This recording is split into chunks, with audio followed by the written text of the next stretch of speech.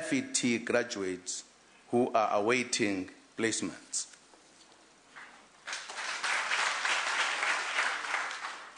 The Department of Rural Development and Land Reform runs the National Rural Youth Service Corps, which has enrolled 11,740 young people in various training programs. The department is also planning 9 rural youth hubs per province, including in the 23 poorest districts in the country. We will also use the expanded public works program and the community work program to absorb young people. Working together, we will find a solution to youth unemployment. Honorable members, we identified tourism as one of our job drivers. Tourist arrivals grew at an impressive 10.7% between January and September 2012, which is higher than the global average of 4% for last year. Ironically, the very success of South Africa's national conservation effort, resulting in over 73% of the world's rhino population being conserved here, has resulted in our country being targeted by international poaching syndicates. We are working with recipient and transit countries such as Vietnam, Thailand, and China, and are intensifying our efforts to combat this increasing scourge. Honorable Speaker, Honorable Chairperson, mining, which is historically the backbone of the economy, has faced difficulties in recent months.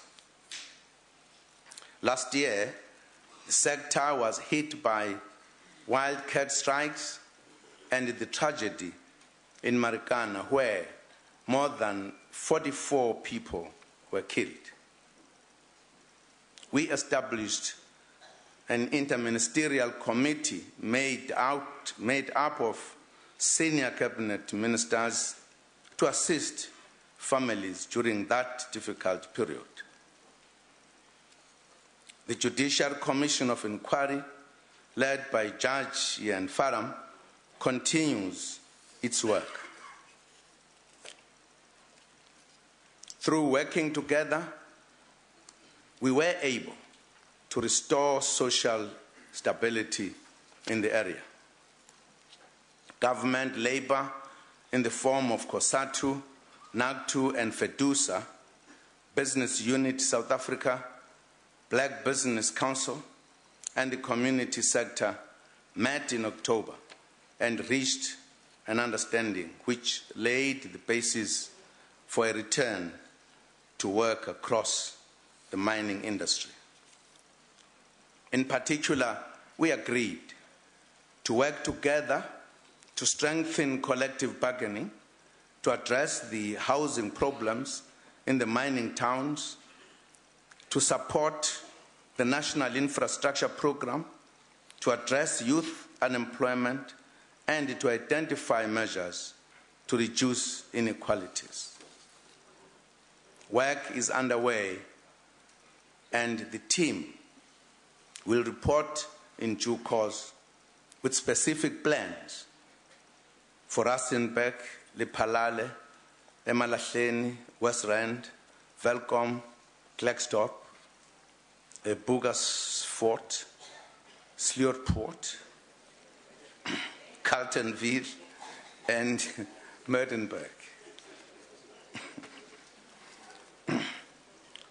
2 weeks ago, I had a meeting in Pretoria with Sir John Parker, the chairman of Anglo-American, to discuss the reported plans to restructure and retrench 14,000 workers at Anglo-American Platinum. I said we would assist as government with the ultimate objective of saving jobs. Compatriots, honorable members,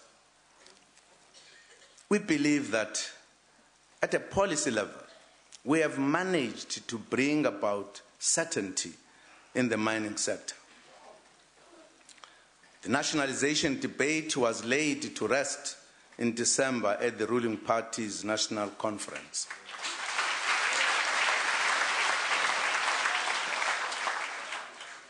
Ensuring that the public services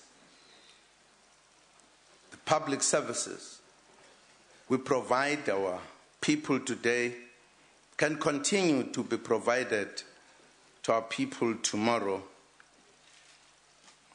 requires that we have suitable tax policies to generate sufficient revenue to pay for these services. From time to time, we have commissioned studies into our tax policies to evaluate the extent to which they meet the requirements of the fiscus. Later this year, the Minister of Finance will be commissioning a study of our current tax policies to make sure that we have an appropriate revenue base to support public spending.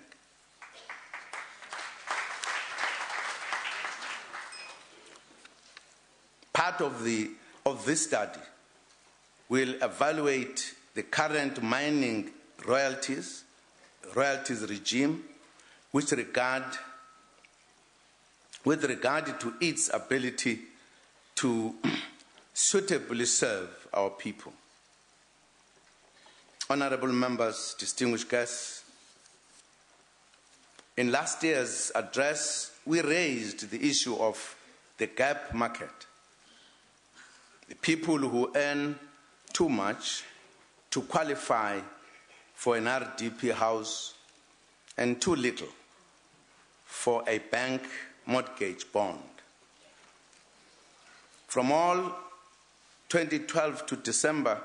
April 2012 to December 2012, provincial departments committed a budget of 126 million rand of the Human Settlements Development Grant for this program, known as the Finance-Linked Individual Subsidy Program.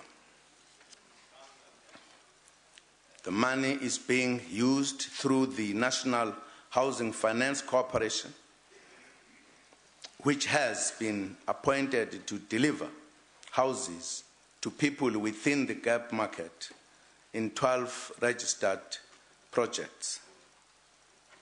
A total of 70 million rand of this amount has been used to date. Projects include Warmer Link in the Eastern Cape, Lady Selborne, Nel Mapias, Bohlabela, Borwa, Cosmo City, and Kleinhof in Gauteng, Intabazwe Corridor, housing in the Free State, and Seraling in Northwest, Selarain in Northwest.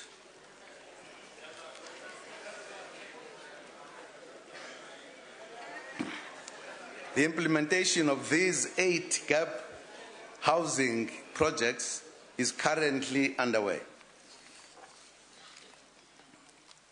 Compatriots and friends, honorable members, on education, we are pleased that the grade 12 pass rate is finally on an upward trend.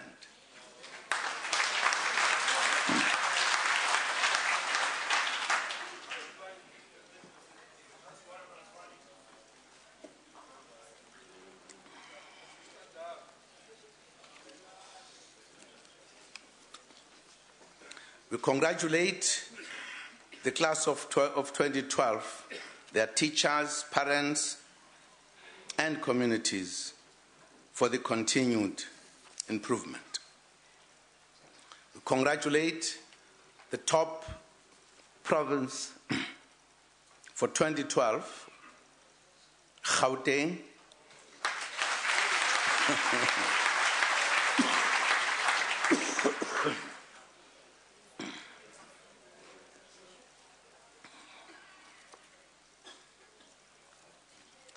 and top grade 12 learner, Miss Madikheto Komane from Sekhukhune district.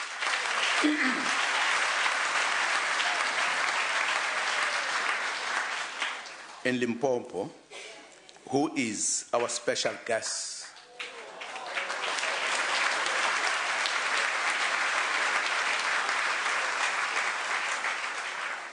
Okay. Babatla ubona. Okay. Honorable members, the annual national assessments in our schools have become a powerful tool of assessing the health of our education system. We welcome the improvement each year in the ANA results, but more must be done to improve maths, science, and technology. The Department of Basic Education will establish a national task team to strengthen the implementation of the mathematics, science, and technology strategy. We urge the private sector to partner government through establishing, adopting, or sponsoring maths and science academies or Saturday schools. Compatriots, we are pleased with the growth of our early childhood education programs, including Grade R. We are also pleased with our adult education program, Kari Gude, which has reached more than 2.2 million people between 2008 and 2012 and 2011.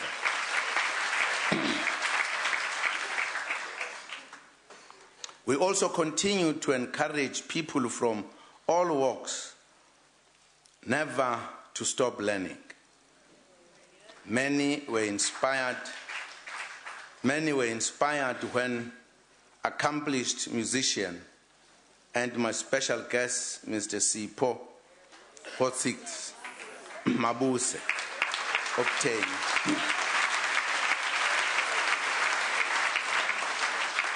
obtained in his matric last year at the age of 60.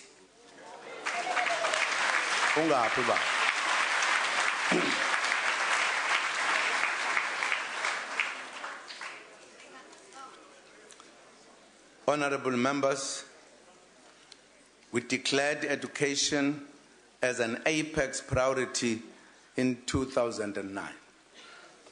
We want to see everyone in the country realizing that education is an essential service for our nation.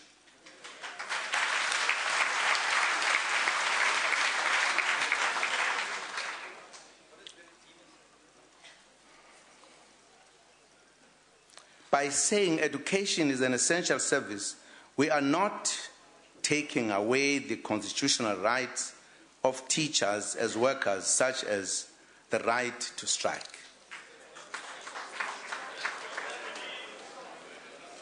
It means we want the education sector and society as a whole to take education more seriously than is happening currently.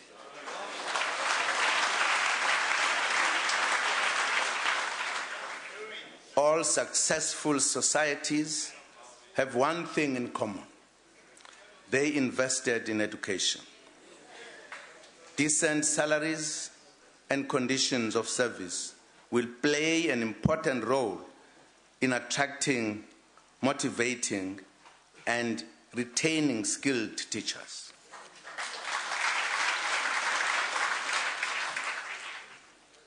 In this regard, we will establish a Presidential Remuneration Commission which will investigate the appropriateness of the remuneration and conditions of service provided by the state to all its employees.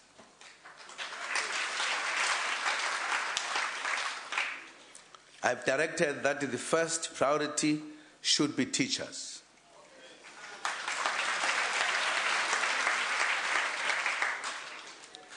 The Commission will also assess the return on investments. In elevating education to its rightful place, we want to see an improvement in the quality of learning and teaching and the management of schools. We want to see an improvement in attitudes, posture, and outcomes.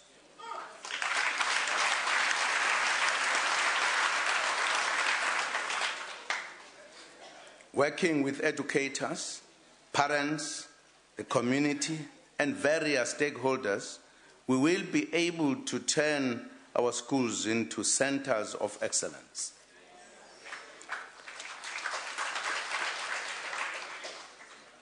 Honorable members, 5 years ago, South Africa had such a low life expectancy that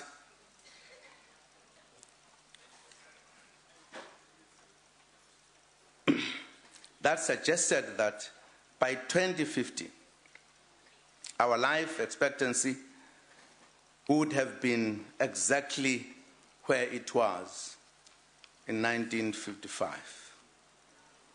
It was with good reason that we were delighted when late last year, studies from the Medical Research Council, the Lancet Medical Journal, and others began reporting a dramatic increase in life expectancy from an average baseline of 56 years in 2009 to 60 years in 2011.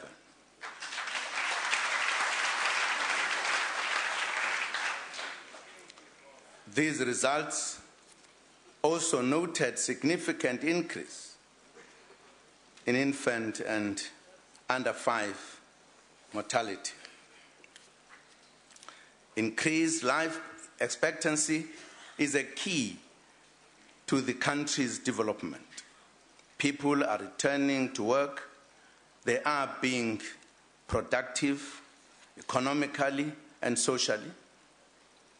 The family structure is increasingly stable, and parents have longer and are able to take care of their children. We should not become complacent in light of these achievements. Given the high co-infection rate between HIV and TB, we have integrated these services. Work is also continuing on the research side. South Africa has discovered a candidate drug to treat malaria.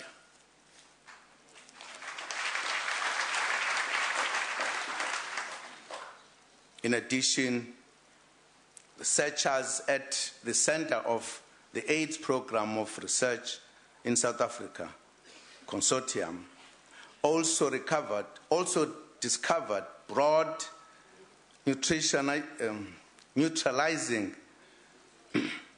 antibodies against HIV.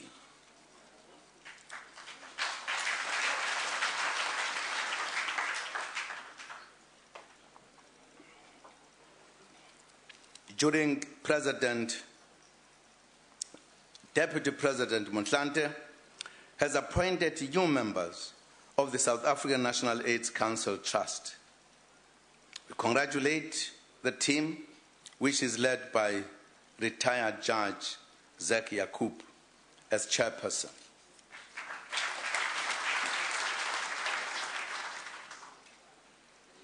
Diseases of lifestyle are on an alarming increase.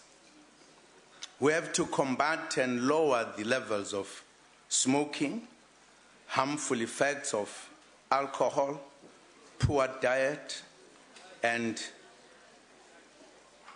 obesity.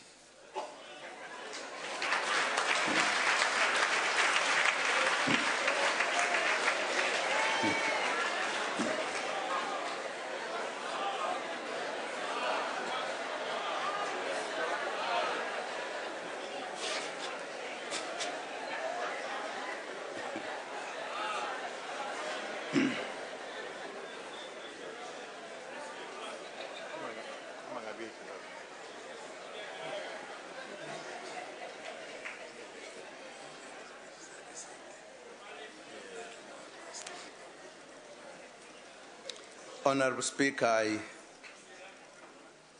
believe that you gave me permission to do what I'm doing, so I'm not breaking the rules of Parliament. Honourable members, in 2014 we will create the National Health Insurance Fund. The Department of Health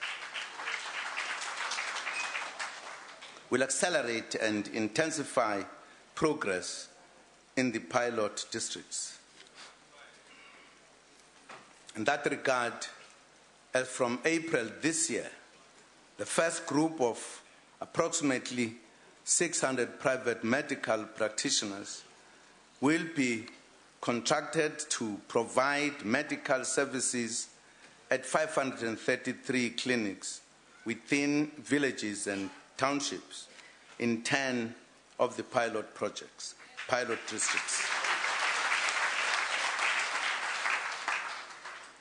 Compatriots and friends, in June, we will mark the centenary of the 1913 Land Act, which turned black people into wanderers, laborers, and pariahs in their own land.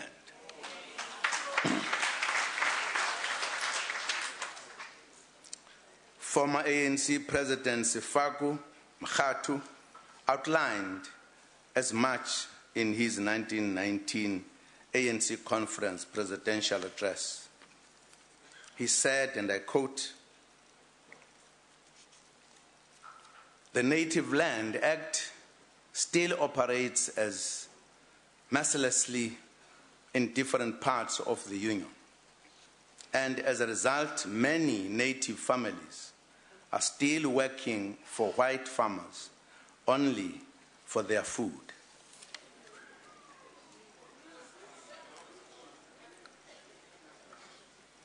We are also honored in this year of the anniversary of the 1913 Land Act to have present among us Mrs. Nomhlangano Beauty Mkhize, one of the veterans who, together with her husband, Sol Mkhize, led the struggle against forced removals in Driefontein and Dagasdal in the present Mpumalanga province.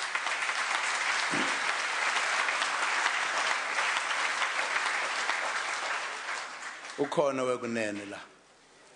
Mazi uhleli ngapha kodwa ukhona. Nango kumama.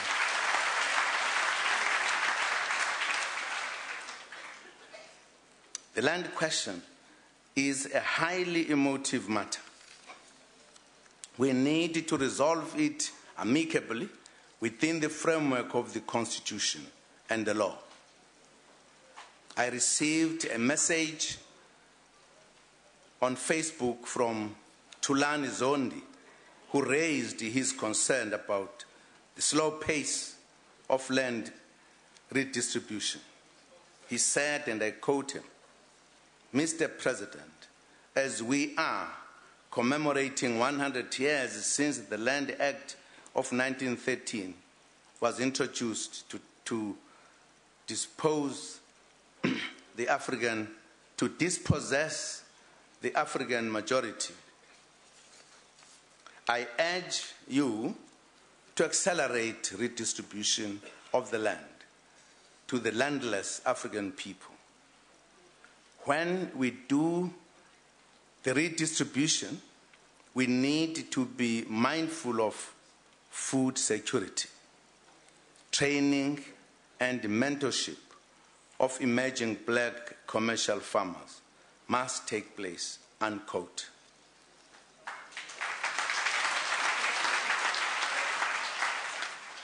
From 1994, we have been addressing the land reform problem through restitution, redistribution, and tenure reform. As stated before, we will not be able to meet our redistribution targets. Government's mid-term review last year revealed a number of shortcomings in our land reform implementation program. We will use those lessons to improve implementation. Firstly, we must shorten the time it takes to finalize a claim.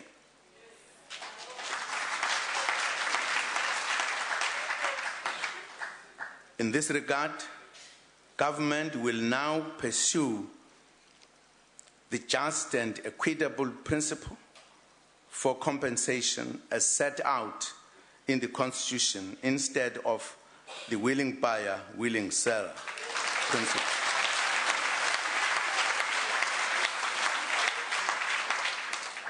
Which forces the state to pay more for land than the actual value. Secondly, there are proposed mechanisms to the Restitution of Land Rights Act 1994 in order to provide for the reopening of the lodgement of restitution claims by people who missed the deadline of December 31st, 1998.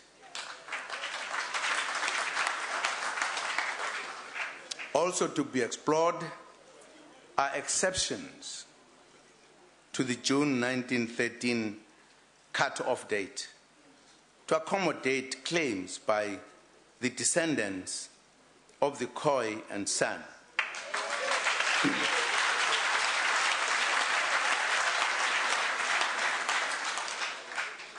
As well as heritage sites and historical landmarks. Another key lesson is to provide adequate post-settlement support to new landowners so that land continues to be productive.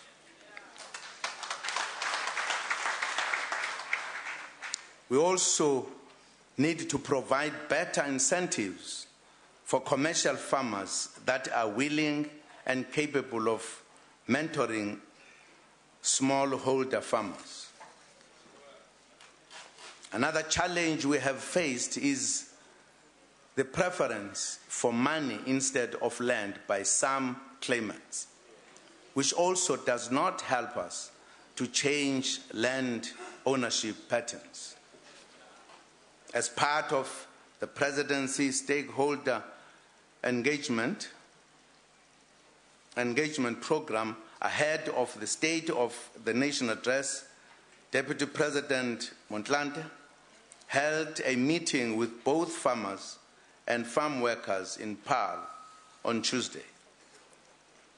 Stakeholders agree that there should be peace and stability in the agriculture sector, and that the living and working conditions of farm workers should be improved urgently.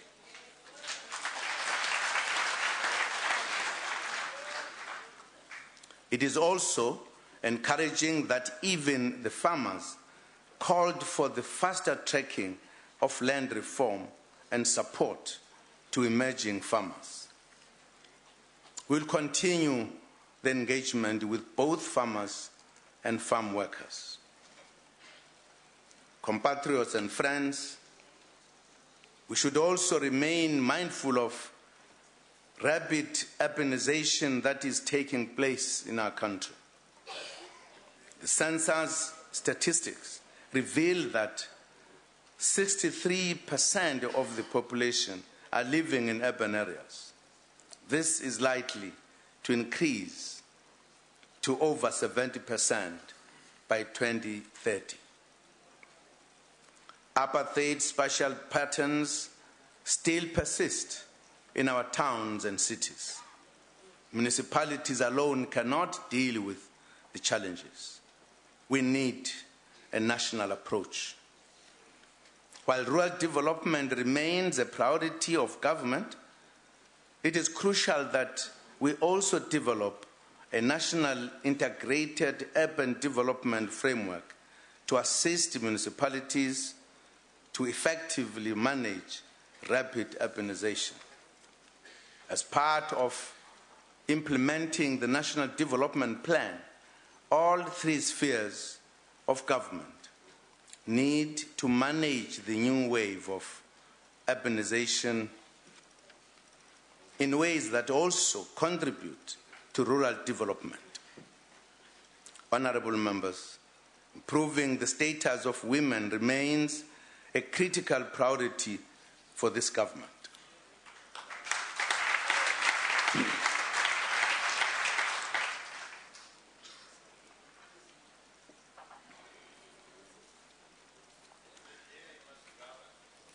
The bill on gender equality and women empowerment has been approved by Cabinet for public comment. The bill criminalizes practices that have adverse effects on women and girls.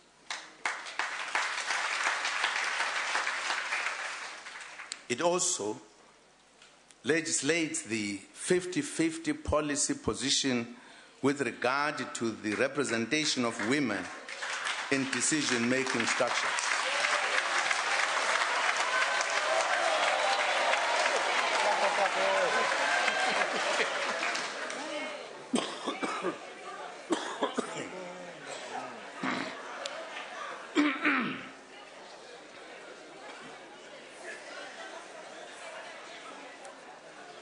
It also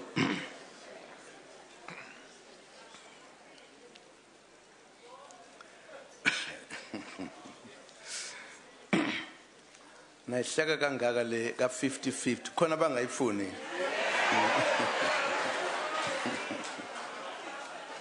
Honorable members, the brutal gang rape and murder of Anine Poison and other women and girls in recent times has brought into sharp focus the need for unity in action to eradicate the scourge.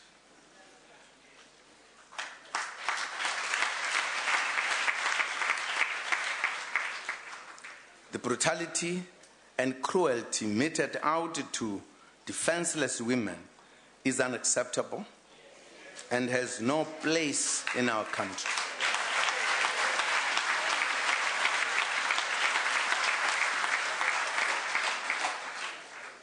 Last year, the National Council on Gender-Based Violence was established. It comprises government, non-governmental organizations, community-based organizations, faith-based organizations, academia, research institutions, government, women groups, and representation from women, children, and persons with disabilities. We urge this coordinating structure to make the campaign of fighting violence against women an everyday campaign.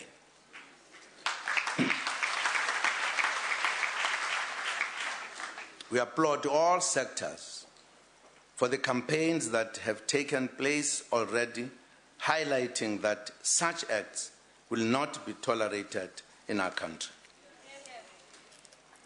I have directed law enforcement agencies to treat these cases with the utmost urgency and importance. The Family Violence, Child Protection and Sexual Offences units, which were re-established in 2010, have increased personnel. During the last financial year, the unit secured over 336 life sentences, with a conviction rate of 73% for crimes against women above 18 years old, and 70% for crimes against children under 18 years of age.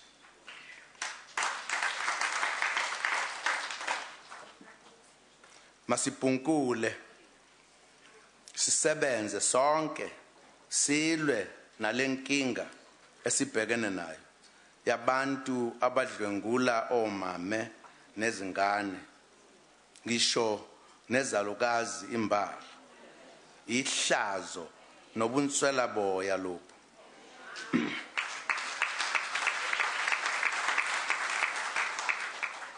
Bunswela boya futhi obesabekayo.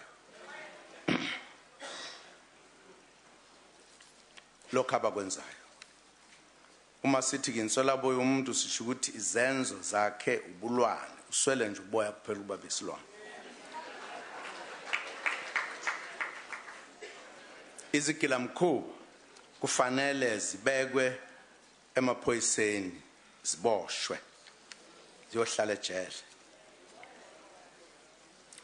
Government is adding other mechanisms to protect women, such as the Protection from Harassment Bill, while the Domestic Violence Act also provides protection. It only applies to persons who are in a domestic relationship. The Protection from Harassment Bill also deals with harassment by persons who stalk their victims by means of electronic communications. In addition, the Combating of Trafficking in Persons Bill was passed by the National Assembly last year and is now at the National Council of Provinces. Once implemented, the law will assist women and children who are often victims of this heinous crime. Compatriots and friends, there is increased visibility of the police, which contributes to the reduction in the levels of serious crime.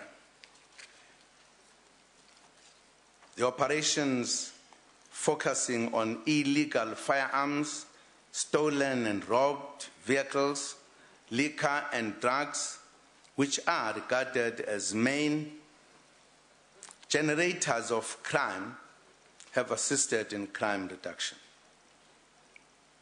Government continues to wage a war against corruption.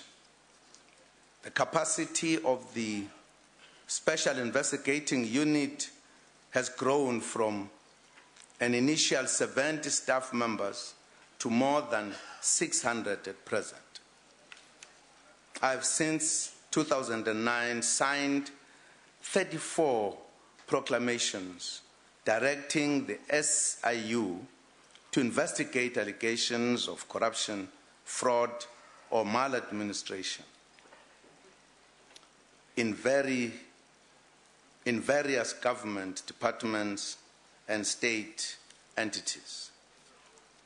Criminal investigations were initiated against 203 accused persons in 67 priority cases under investigation by the end of September 2012.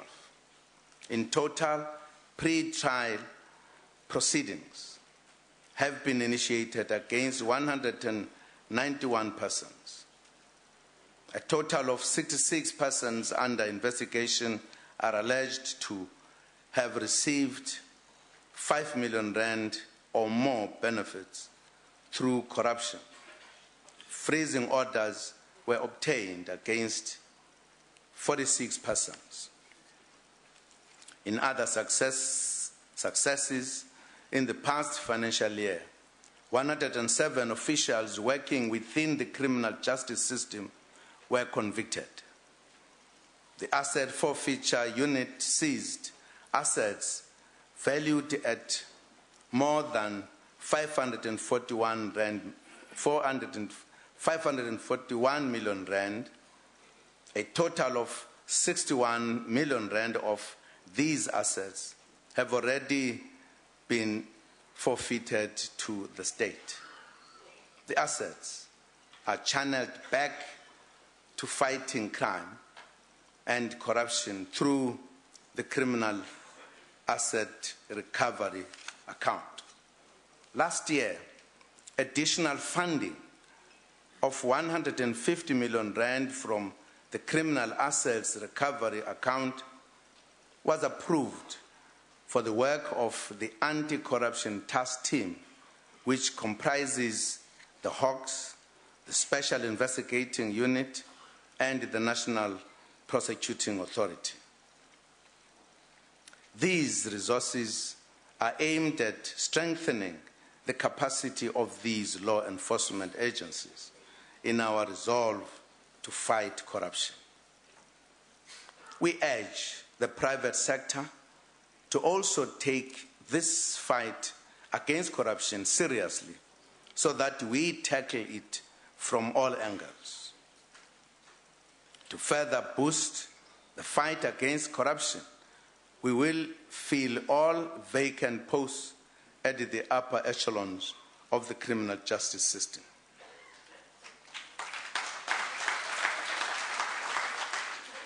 Compatriots and friends, honorable members, there are some lessons from Marikana and other incidents that we cannot allow to recur in our country.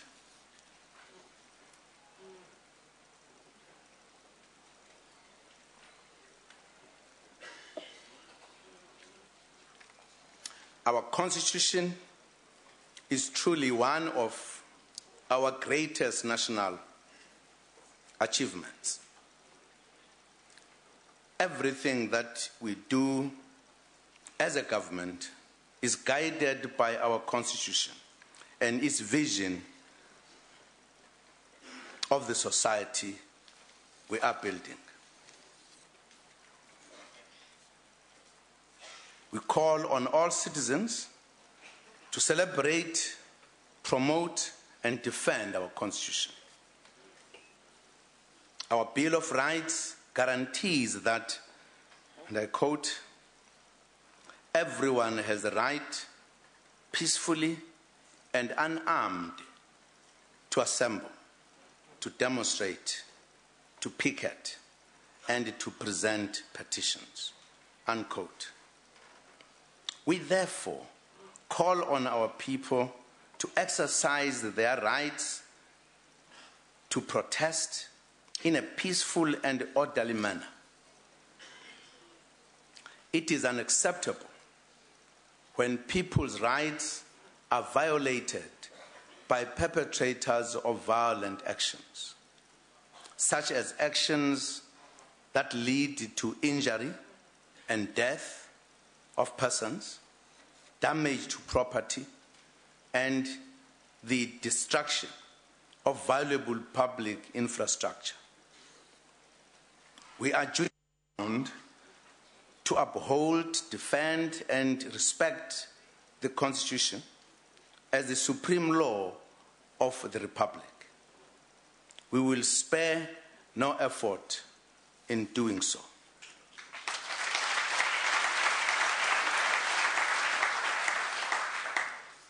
For this reason, I have instructed the Justice, Crime Prevention, and Security Cluster to put measures in place with immediate effect to ensure that any incidents of violent protest are acted upon, investigated, and prosecuted. Courts will be allocated to deal with such cases on a prioritized role. The law must be enforced, and it must be seen to be enforced fairly, effectively, and expeditiously.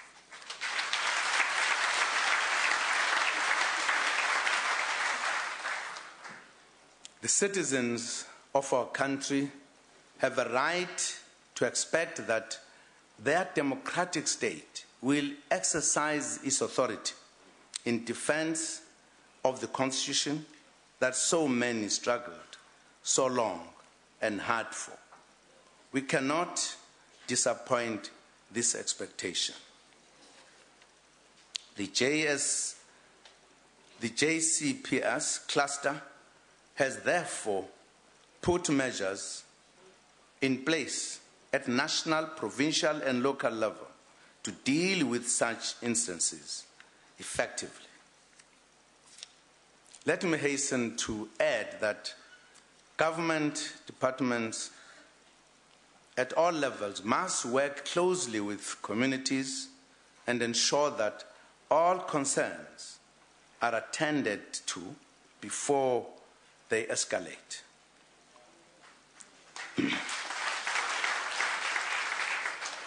That responsibility remains. We are a caring government.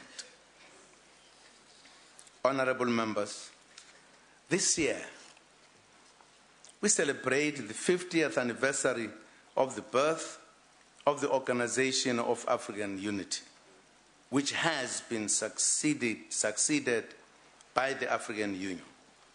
We pay tribute to the AU for its relentless struggle for the decolonization of our continent, including contributing to our own freedom.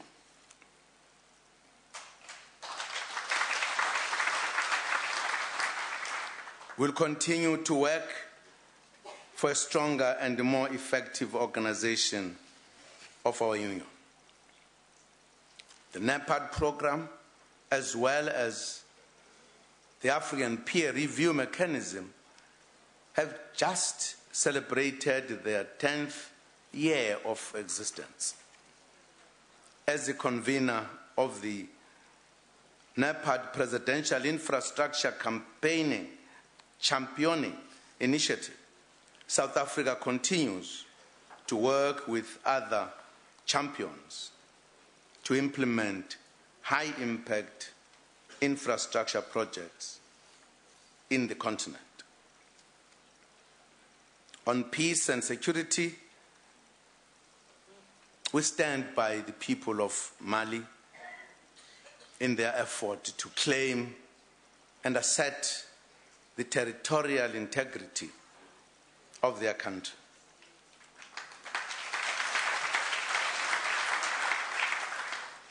We urge the leadership in the Central African Republic, Guinea-Bissau, and Somalia to continue their march towards lasting peace for the sake of their people.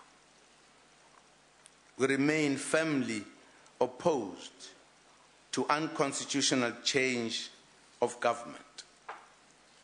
We are encouraged by the developments between Sudan and South Sudan. We commend our former President Thabo Mbeki and others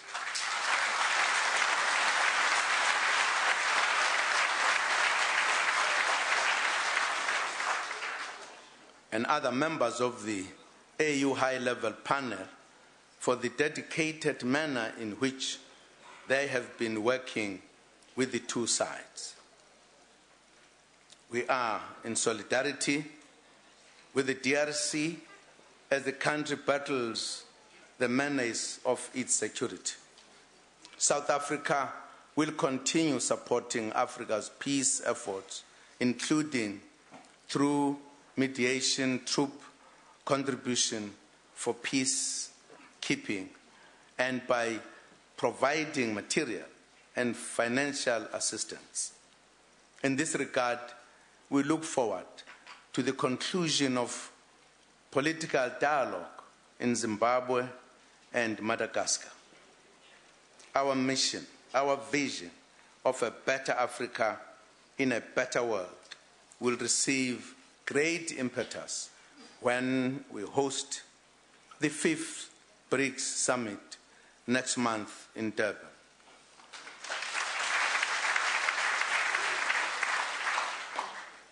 We are inspired by the exponential growth of bilateral relations diplomatically and economically between South Africa and other BRICS countries.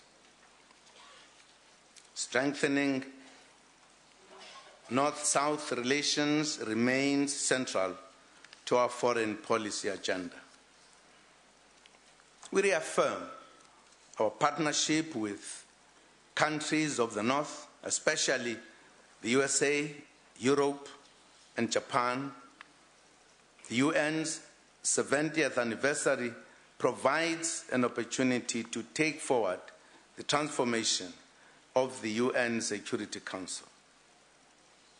We shall continue to use the G20 to represent the aspirations of the people of Africa and push for the transformation of Bretton Woods institutions. South Africa's internationalism has a strong element of solidarity to it. We stand with the people of Palestine as they strive to turn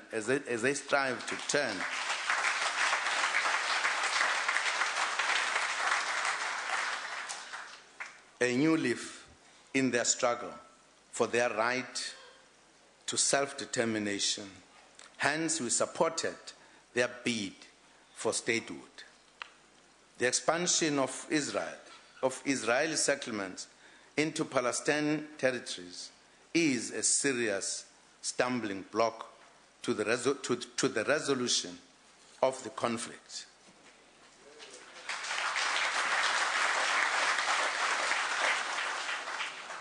The right of self-determination for the people of Western Sahara has to be realized. We remain firm in our call for the lifting of economic embargo against Cuba.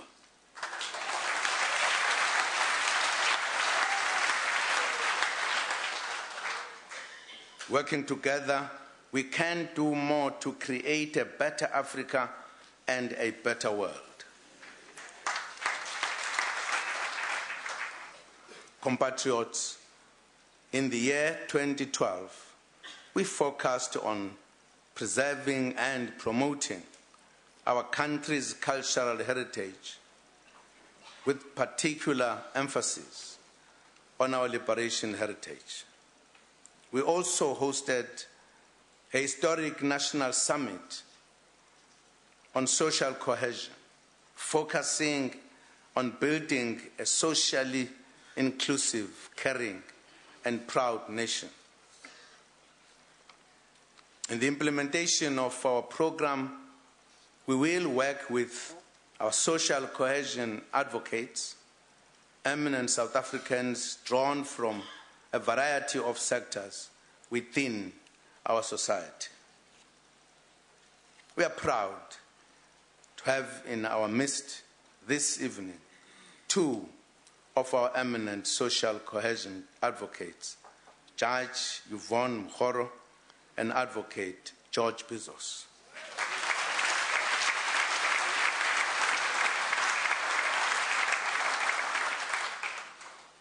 Compatriots, this year marks the 50th anniversary of the raid on Lily's farm,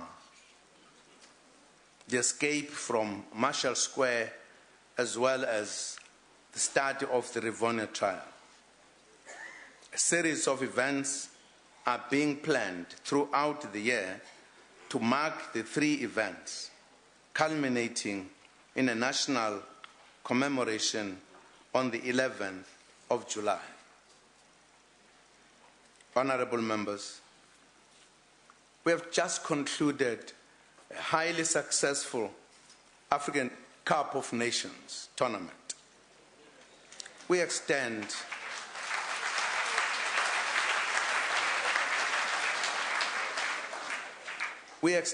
heartily congratulations to the African champions, the Federal Republic of Nigeria, and also to all participating teams for their contribution to showcasing the standard of African football.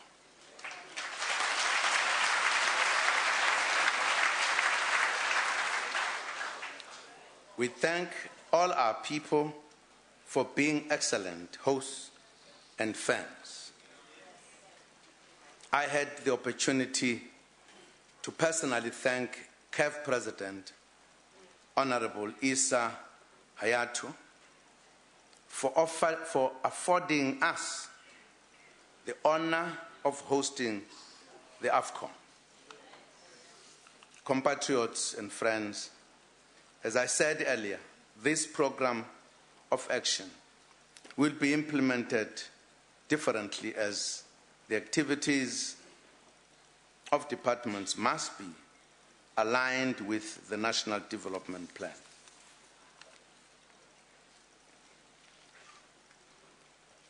Compatriots, before concluding, let me take this opportunity to extend our heartfelt condolences to the family of struggle stalwart and prominent human rights lawyer, Comrade Phyllis Naidu, who passed on today. Only recently, we lost Comrade Amina Kachalia. We are truly saddened by the loss. Honorable members, compatriots, as South Africans, we should continue to have one primary goal: to make our country a truly great and prosperous nation. Happy Valentine's Day to all of you.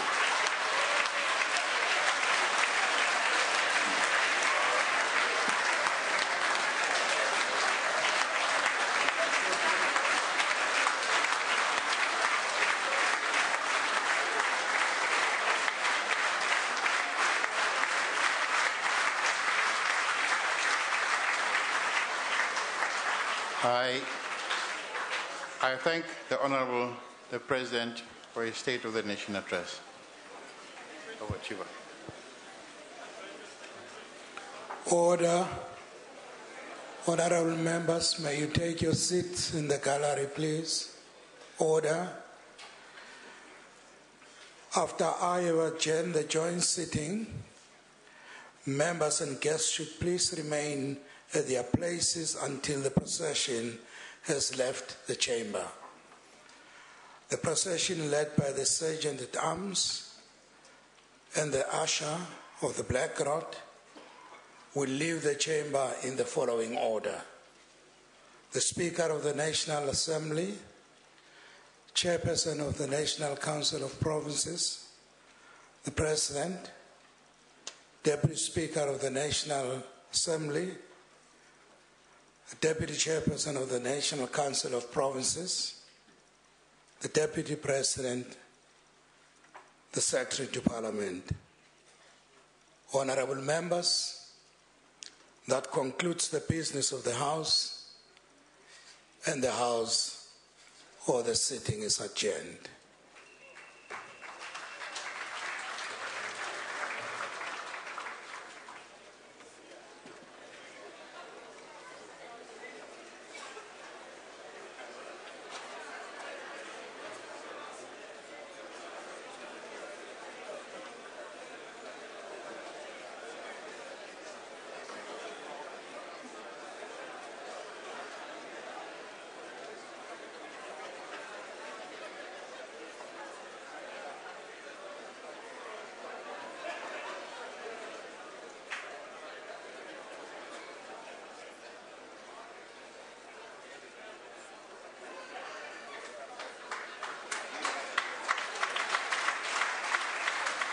Well, our first response to the President's speech will come from the Freedom Front Plus.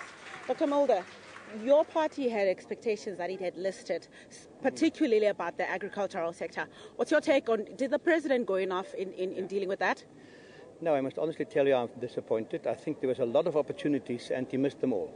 There was a lot of intentions, but I was looking for detail. And there's no detail. It's all the old policies that did not work up to now. And I really thought we can now afford to try and something new, something exciting that would really get us out of these economic problems. If I must try to be positive, he emphasized the development plan. That's good. And I will applaud him when he says we cannot allow this violent sort of protest march where property is destroyed. Surely we'll back him on that. But on the economic side, agriculture, he reopened in 1913 in a certain sense without any detail. And as long as there's no detail, people are uncertain there, and we're not going to address those problems. And that was my disappointment here. Thank you, sir. That's Dr. Mulder from the Freedom Front Plus.